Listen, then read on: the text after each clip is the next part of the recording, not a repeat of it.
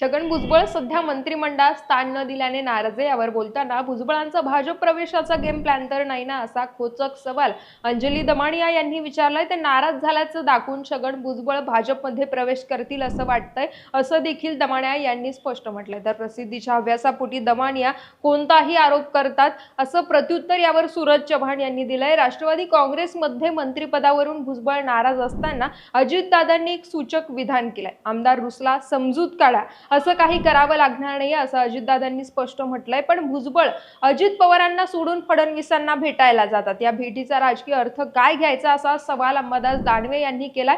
तर फडणवीसांनी राजकारणासाठी कुणाचा वापर केला नाही, असं प्रवीण दरेकर म्हणाले। जाहीरपणे नाराजी व्यक्त करू नये, सर्वांना संघटनेचे पाठ आहेत, असं चंद्रकांत पाटील म्हणाले। तर नाराज छगन भुजबळ हे आता सध्या कुटुंबासह परदेश दौऱ्यावर जाणार आहेत। परदेश दौऱ्यावरून आल्यानंतर भुजबळ हे आपली काय भूमिका मांडतील हे पाहणं आता अत्यंत महत्त्वाचं